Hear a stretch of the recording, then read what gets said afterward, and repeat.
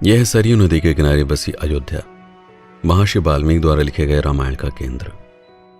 बालकांड के अनुसार श्री राम का जन्म भी यहीं पर हुआ और उत्तरकांड में गुप्तार घाट पर जल समाधि लेने के साथ ही उनका समापन भी। गुप्तार घाट 19वीं सदी में अयोध्या के राजा दर्शन सिंह द्वारा बनवाया गया मंदिर आज भी घाट पर मौजूद है। यह जगह अयोध्या से 10 किलोमीटर दूर पश्चिम की ओर फैजाबाद छावनी में स्थित है। इतिहासकारों के अनुसार 600 साल पहले 16वीं सदी में जिस समय भारत में विदेशी आक्रमणकारी मंदिर और मूर्तियों को तोड़ रहे थे, तब अयोध्या के संतों ने जन्मभूमि में विराजमान श्री राम के प्रतिष्ठित मूर्ति को गुप्तार घाट नामक स्थान पर जल समाधि देकर रेत में दबा दिया था। बाद में यही प्रतिमा रानी कुंवरी गणेश ओरछा लेकर गई और वहां स्थापित कर गए राजा राम मंदिर का निर्माण करवाया। इसीलिए आज भी ओरछा को बुंदेलखंड की अयोध्या कहकर पुकारा जाता है। नागेश्वर मंदिर और राम की पेड़ी। पुराणों के अनुसार अयोध्या को श्री राम के पूर्वज मनु व इक्ष्वाकु ने स्थापित किया था। इन्हीं के 64वें वंशज श्री राम के बाद उजड़ी हुई अयोध्या को कुश ने फिर से बसाया। लेकिन अयोध्या कितनी बार बसी, कितनी बार उजड़ी, इसका कोई भी उल्लेख ना तो पुराणों में मिलता है न ही इतिहास में। कुछ विशेषज्ञ ऐसा मानते हैं कि उज्जैन के राजा विक्रमादित्य ने लगभग 2000 वर्ष पहले अयोध्या के प्राचीन नगर की खोज करने के लिए सरयू नदी के किनारे कई प्राचीन शिव मंदिरों की प्रामाणिकता को लेकर गहन अध्ययन किया। विक्रमादित्य के नवरत्नों में कालिदास, घटकपर, वेताल भट्ट, शपणक, वाराह मिहिर, वररुचि, शंकु, अमर सिंह एवं धन्वंतरी शामिल थे। इन लोगों ने रामायण के आधार पर अयोध्या को खोजने एवं पुनर्निर्माण में महत्वपूर्ण भूमिका निभाई। आखिरकार उनकी यात्रा 12 ज्योतिर्लिंगों में से एक नागेश्वरनाथ मंदिर पर आकर समाप्त हुई। इस जगह पर सरयू नदी का बहाव पूर्व दिशा की तरफ हो जाता था। मंदिर को लेकर पौराणिक कथा थी कि राम के पुत्र कुश की पत्नी नागवंश से होने के कारण भगवान शिव की उपासक थी। सरयू में स्नान करने के बाद वह रोज अपनी पत्नी के साथ अयोध्या की सुख समृद्धि के लिए इसी मंदिर में ध्यान किया करते थे। आज भी यह मंदिर सरयू नदी के किनारे राम की पेड़ी नामक घाट पर स्थित है। आज की अयोध्या जिस रूप में दिखाई पड़ती है, उसकी रूपरेखा राजा विक्रमादित्य के नवरत्नों द्वारा तैयार की गई थी। माना जाता है कि उन्होंने एक वर्ष के प्रत्येक दिन के लिए रामायण के प्रत्येक पात्रों के लिए 365 मंदिरों का निर्माण करवाया था। इसमें वराह मिहिर का ग्रह नक्षत्रों की स्थिति के आधार पर अयोध्या को वास्तु शास्त्र के सर्वथा अनुकूल बसाने में गहरा चिंतन था। उन्होंने न सिर्फ इस नगर को बसाया बल्कि रामायण के सभी पात्रों के नाम पर कई भव्य मंदिर एवं घाटों का निर्माण किया, जिसके बाद समय समय पर इस नगर की भव्यता ने लोगों को यहां पर आकर्षित किया। आगे चलकर कई राजा, संत एवं अलग अलग धर्मों के लोगों ने यहां पर अपने अपने आस्था के केंद्रों को भी स्थापित किया, जिसमें बौद्ध, जैन, मुगल आदि विभिन्न धर्मों से लेकर गुप्त, नंद, मौर्य एवं शुंग वंश के राजा भी शामिल थे। जन्मभूमि एवं कार्यशाला। नागेश्वरनाथ मंदिर के आसपास कई ऊंचे टीले थे, जो यहां पर रहने वाले नागरिकों के लिए आस्था के प्रमुख केंद्र थे। सबसे प्रसिद्ध टीला था राम टीला, जिस पर काफी प्राचीन बने भवनों के अवशेष थे। स्थानीय लोगों के अनुसार यहां दशरथ की सबसे बड़ी पत्नी कौशल्या का भी महल था। इसी महल में श्री राम का जन्म हुआ। पुराने अवशेषों को फिर से जीवंत करने के लिए विक्रमादित्य ने इसी टीले के चारों तरफ एक विशाल कोट का निर्माण करवाया और तब से इसे श्री राम जन्मभूमि राम कोट के नाम से जाना गया। हजारों वर्षों तक चले बाहरी आक्रमणकारियों ने अयोध्या को जीतने के लिए हमेशा इसी कोट को निशाना बनाया। कोट के भीतर बने राम मंदिर को सबसे अधिक क्षति पहुंचाई मुगल शासक बाबर के सेनापति मीर बांकी ने। उसने कई मंदिरों को तुड़वाकर उसके मलबों से बाबरी मस्जिद का निर्माण करवाया। तब से न जाने कितने राजाओं ने राम जन्मभूमि पर अधिकार करने के लिए कई युद्ध किए, अपने प्राण त्यागे। कई कारसेवक बाबरी मस्जिद को ध्वस्त करते हुए पुलिस द्वारा चलाई गई गोलियों से शहीद हुए। आज भी अयोध्या के कारसेवकपुरम में राम मंदिर का वह ढांचा रखा है, जिसको साकार होता देखने के लिए समय समय पर सैकड़ों लोगों ने बलिदान दिए।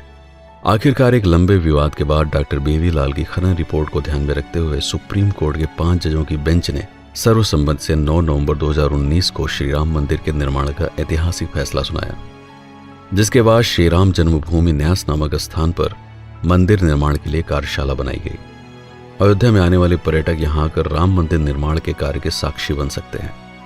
हनुमानगढ़ी। दूसरा था हनुमान टीला, जिसके बारे में कहा जाता था कि श्री राम ने जल समाधि से पहले हनुमान को अयोध्या की रखवाली की जिम्मेदारी देते हुए इसी टीले पर बने महल में रहने का आदेश दिया। यह इतना ऊंचा टीला है कि यहां से आप पूरी अयोध्या को देख सकते हैं। राजा विक्रमादित्य ने यहां पर भी एक दृढ़ कोट का निर्माण किया, लेकिन 17वीं शताब्दी आते आते ये कोट भी बाहरी आक्रमणकारियों एवं काल की मार से खंडार हो गया। 1740 में अवध के नवाब शुजाउद्दौला के बीमार बेटे की जान बचाकर निर्वाणी अखाड़ा के शिष्य अभय राम ने हनुमान कोट में एक भव्य मंदिर के निर्माण की इच्छा व्यक्त की। नवाब के आदेश पर 52 बीघा जमीन मंदिर को उपलब्ध कराई गई। लाला सीताराम के द्वारा लिखी गई किताब अयोध्या का इतिहास नामक पुस्तक के अनुसार 1775-76 के आसपास अगले नवाब अशफुद्दौला के मंत्री टिकैत राय ने हनुमानगढ़ी नामक मंदिर के निर्माण का आखिरी कार्य संपन्न करवाया। श्री राम जन्मभूमि के बाद अयोध्या में आने वाले पर्यटकों के लिए यह सबसे अधिक आकर्षण एवं श्रद्धा का केंद्र है। लक्ष्मण टीला। तीसरा था लक्ष्मण टीला। विक्रमादित्य को यहां भी खंडार हो चुके महल के अवशेष प्राप्त हुए। यह ऐसा स्थान था जहां से अयोध्या के पश्चिमी छोर पर दूर तक नजर रखी जा सकती थी।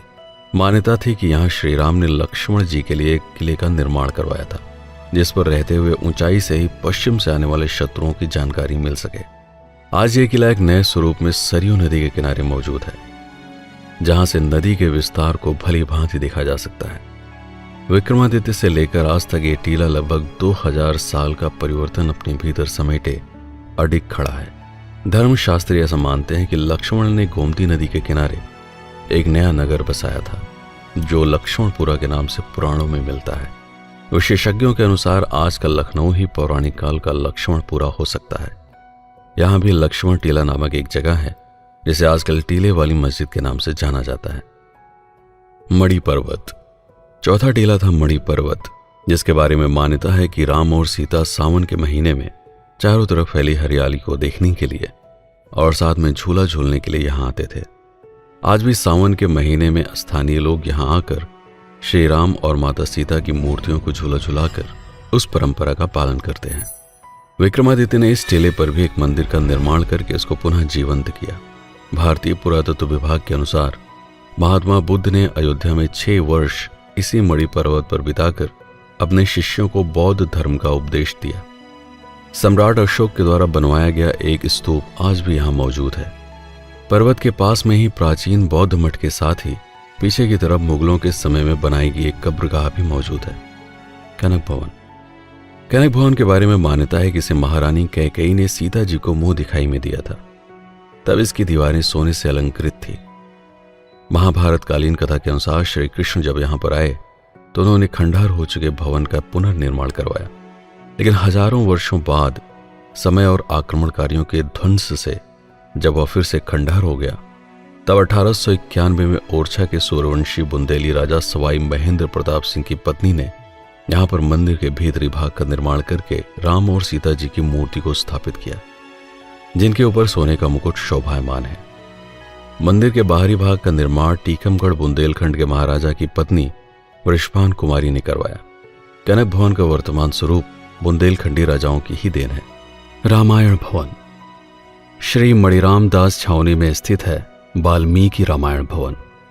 यहां संगमरमर के पत्थरों पर पूरी रामायण संस्कृत भाषा में लिखी है।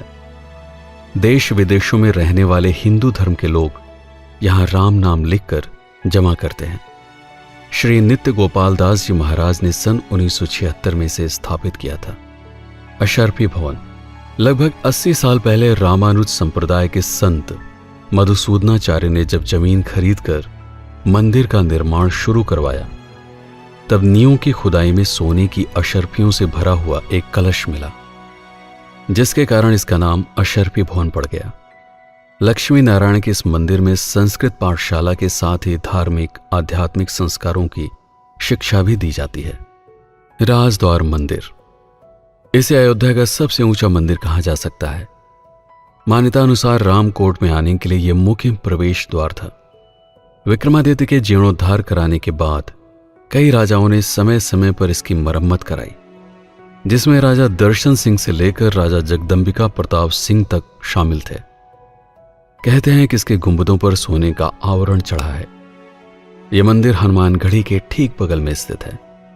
सूर्य कुंड। यहां के बारे में मान्यता है कि एक बार राजा दर्शन सिंह शिकार खेलते हुए जब यहां पर रुके तो पास में एक छोटे से गड्ढे में भरा हुआ पानी पीकर वो चकित रह गए। पानी इतना मीठा था कि उन्होंने यहां पर न सिर्फ एक सरोवर का निर्माण करवाया बल्कि पूरा एक नगर ही बसा दिया, जिसे आज दर्शन नगर के नाम से जाना जाता है। खुदाई में मिले एक विशाल पत्थर को तराश कर सूर्य देव की मूर्ति बनाकर यहां स्थापित की गई। भरत कुंड या नंदीग्राम। अयोध्या से 15 किलोमीटर दूर दर्शन नगर भरत कुंड मार्ग पर नंदीग्राम नामक स्थान है। पौराणिक कथा के अनुसार जब राम वनवास के लिए चले गए तब उनके वियोग में राजा दशरथ का देहांत होने पर भरत ने इसी कुंड में उनका पिंडदान किया था। कुंड के दूसरे छोर पर आज भी लोग पूर्वजों का पिंडदान करके बिहार के गया जाने की शुरुआत करते हैं। यहां से कुछ ही दूरी पर वो स्थान है जहां पर भरत ने श्री राम की अनुपस्थिति में उनकी पादुकाओं को पूजते हुए 14 वर्षों तक एक सन्यासी की तरह सभी सुखों का त्याग करके अयोध्या का राज कार्य संचालित किया था। यहां स्थित एक कुएं के बारे में मान्यता है कि इसमें भरत ने चित्रकूट से वापस लौटते समय अपने साथ लाए हुए 7 कूपों का जल संग्रहित किया था। 24 अक्टूबर 1918 से प्रारंभ होकर निरंतर 14 वर्षों तक यहां सीताराम का अखंड जाप होता रहेगा। मखौड़ा धाम। अयोध्या से 15 किलोमीटर दूर बस्ती जिले में स्थित है मखौड़ा धाम। यहां पर संतान का सुख पाने के लिए लोग हवन एवं पूजन करते हैं। पौराणिक मान्यता के अनुसार यही वो स्थान है जहां पर राजा दशरथ ने श्रृंगी ऋषि के मार्गदर्शन में पुत्र पाने के लिए यज्ञ किए थे, जिसके परिणाम स्वरूप राम, लक्ष्मण, भरत एवं शत्रुघ्न पैदा हुए। आज भी दूर दूर से लोग यहां गहरी आस्था लेकर आते हैं। इन मंदिरों के अलावा आपको अयोध्या की हर गली, हर सड़क पर कोई न कोई आकर्षक मंदिर व ऐतिहासिक भवन दिख जाएंगे, जैसे दशरथ महल। हनुमानगढ़ी से कनक भवन की तरफ जाते समय यह मंदिर रास्ते में पड़ता है। मान्यता है कि इस महल को राजा विक्रमादित्य ने उसी स्थान पर बनवाया था जहां पर राजा दशरथ का वास्तविक महल हुआ करता था। तुलसी स्मारक भवन। इस दिव्य स्थान पर श्री रामचरितमानस की रचना हुई। राज सदन। यह अयोध्या के राजा दर्शन सिंह का महल है। आज भी अयोध्या के वर्तमान राजा यहां पर निवास करते हैं। सुग्रीव टीला। श्री राम ने सुग्रीव के लिए यह किला बनवाया था। रत्न सिंहासन। यहां श्री राम का राज्याभिषेक हुआ था। छोटी देव काली। यहां सीता जी द्वारा शादी के बाद मायके से लाई गई मूर्ति स्थापित की गई। स्वर्ग द्वार। सरयू नदी के किनारे सबसे पहले इसी घाट का निर्माण हुआ था। भगवान कालीराम। यह मंदिर नागेश्वर नाथ के पास ही है। विक्रमादित्य के समय की मूर्तियां जो पहले राम जन्म स्थान पर थी अब यहां स्थापित है। ब्रह्म कुंड। इसका मूल नाम ब्रह्म तीर्थ है। गुरु नानक देव जगन्नाथपुरी जाते समय अयोध्या के इसी स्थान पर ठहरे थे। गुरु गोविंद सिंह का भी इधर आगमन हुआ था। इसके अलावा नल नील टीला, अंगद टीला, कुबेर टीला आदि भी पौराणिक स्थान है। इनके अतिरिक्त अयोध्या में सरयू नदी पर कई घाट हैं। कुछ घाटों के नाम श्री राम व उनके परिवार के सदस्यों के नाम पर हैं, जैसे राम घाट, कौशल्या घाट, सुमित्रा घाट, कैकेयी घाट, लक्ष्मण घाट, जानकी घाट। इसके अलावा राजघाट, अहिल्याबाई घाट, चक्र तीर्थ घाट, गुप्तार घाट, विष्णुहरि घाट, प्रहलाद घाट, नागेश्वर नाथ घाट, वासुदेव घाट, पाप मोचन घाट, स्वर्ग द्वार घाट, नया घाट आदि।